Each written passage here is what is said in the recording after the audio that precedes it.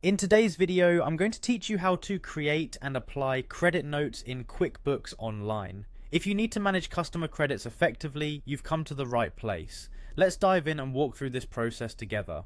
First, we'll want to ensure that we're starting on the right foot by signing into QuickBooks Online.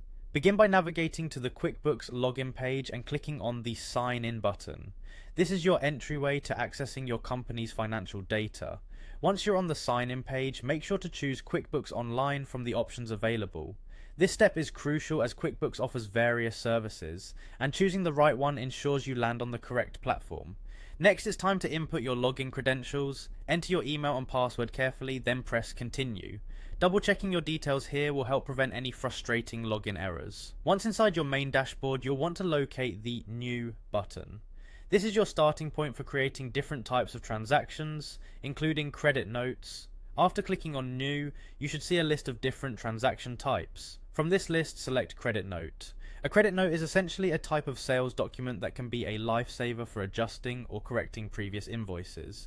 With the credit note form open, you'll see various fields to fill in. The first critical detail is the customer name. Selecting the accurate customer ensures that the credit is applied correctly to their account. Use the drop down to find your customer, or enter their name to keep your records precise and organized. Now let's move on to adding the specific product or service that the credit is for. Click Add Product and select from your list of products. This will tie the credit note to your inventory records, giving you complete visibility into the financial adjustments you're making. Don't forget to add any applicable taxes. This step maintains accuracy in your financial records, ensuring that your tax calculations incorporate any changes made via this credit note. Typically, your tax rate will autofill based on the selected product, but make sure everything looks correct before proceeding.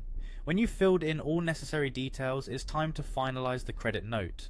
Click Save and Send to review the credit note before sending it out. This option allows you to review all the information thoroughly one last time.